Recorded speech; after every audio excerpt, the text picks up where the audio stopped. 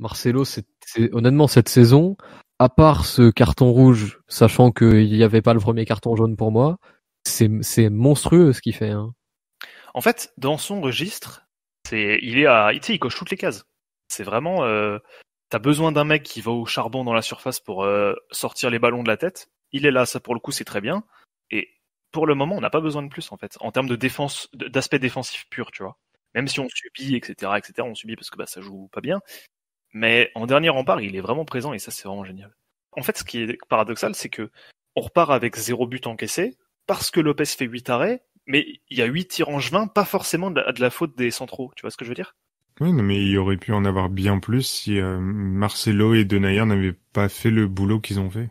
En fait, c'est plutôt un problème au niveau des 8, je trouve. En mode Paqueta et Cacré, sur l'aspect défensif, étaient... Qui perdaient les ballons. Ouais, c'est ça. Et puis même les mecs de devant, genre Cherki a perdu un nombre de ballons horrible. Alors vraiment, c'est... Perdre 2 balles, il y en a que 6, mais alors les 6, c'était tellement grave que je les ai notés, tu vois. Et aucun automatisme. Les deux attaquants, ils étaient un petit peu en faux neuf, perdus au milieu de terrain.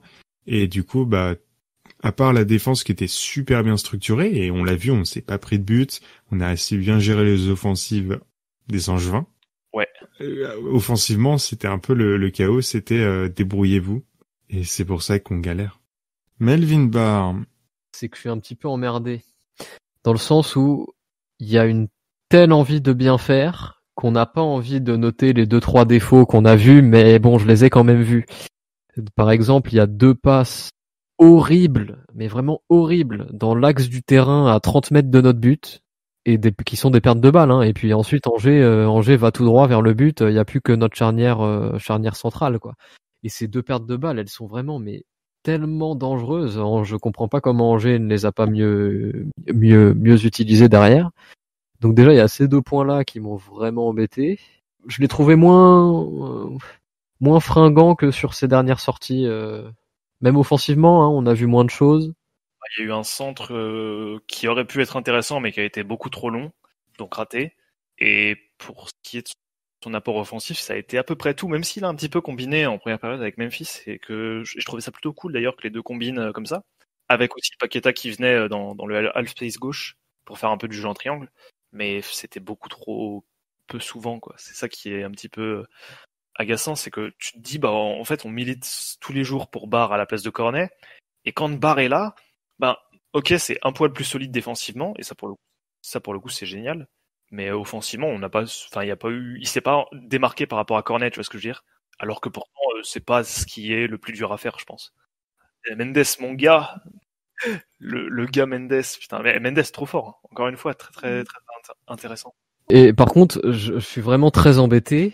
Qui est-ce qu'on va mettre au prochain match? Parce que autant Mendes a été super fort et dans la lignée de ce qu'il nous fait depuis le début de cette saison, autant l'entrée de Guimarães a aussi été très convaincante, je trouve. Hein. Genre là, les deux, si on regarde leurs 2 matchs respectifs, c'est contre Reims, on est emmerdé un peu parce qu'on sait pas. Oh là là, c'est dramatique. Contre Metz, le choix est facilité parce que du coup, Mendes suspendu, donc Guimarães en 6 et circulé, il n'y a rien à voir, tu vois. Peut-être que d'ailleurs à ce moment-là, Aouar aura repris ses esprits et du coup pourra démarrer. Mais alors pour Reims, ça va être intéressant. D'ailleurs, ce qui est paradoxal, c'est que Mendes a été acheté pour une grosse somme, donc pour être titulaire, on annonçait que c'était le remplaçant de Ndombele. Mais au final, Mendes a flop sur sa première saison à l'OL, donc on est allé chercher Guimarães dès l'hiver pour aussi une grosse somme. Mais entre-temps, Mendes est redevenu fort.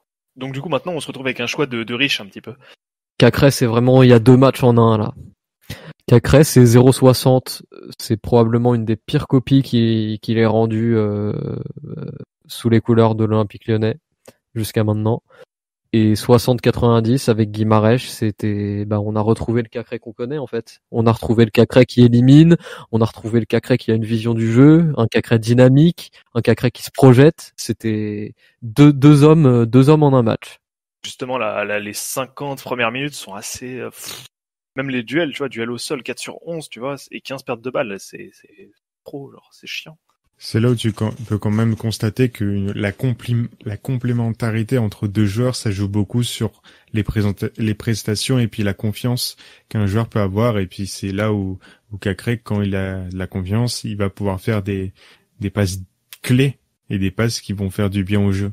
Je me trompe peut-être, mais est-ce que c'est pas la première fois que Mendes et Cacré et Paqueta jouaient tous ensemble? C'est fort possible. Parce que du coup, ça, surtout, En tout cas, aussi longtemps, oui. ils sont ensemble parce qu'ils sont à côté, alors que Paqueta n'est pas exactement à côté de Cacré. Ça peut expliquer peut-être ce côté un peu où Cacré a eu beaucoup de mal, quoi. Paqueta, sur ce match, c'est raté.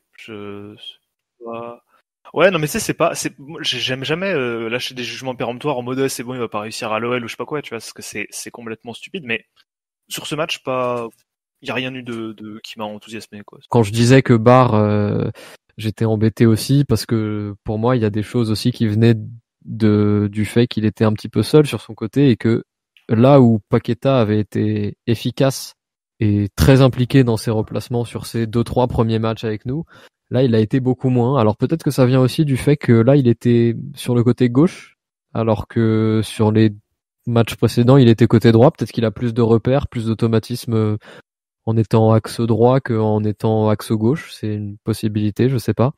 Mais c'est vrai que ce soir, on n'a pas eu le même la même explosivité dans les replacements et dans les efforts défensifs. Et on n'a toujours aucune fulgurance offensive, offensivement, parce que on est content des matchs de Paqueta, des premiers matchs de Paqueta avant celui-là, mais on est content pas du tout sur ce qu'on attendait de lui pour le coup. C'est étonnant ça quand même. C'est quand même fou de se dire que Moussa Dembélé, qui est censé être notre grand attaquant, il est en manque de confiance alors qu'on n'a pas perdu depuis pas mal de matchs maintenant. On a la meilleure série de Ligue 1. Ouais. La dernière fois qu'on a perdu, c'était contre Montpellier le 15 septembre. Et c'était la 4e journée. Non, la 3e journée. C'est pas des matchs qu'on perd qui sont embêtants. C'est les matchs nuls qui portent très bien leur nom de match nul. La série Nîmes-Lorient-Marseille, honnêtement, 3 matchs nuls Nîmes-Lorient-Marseille, c'était imbuvable.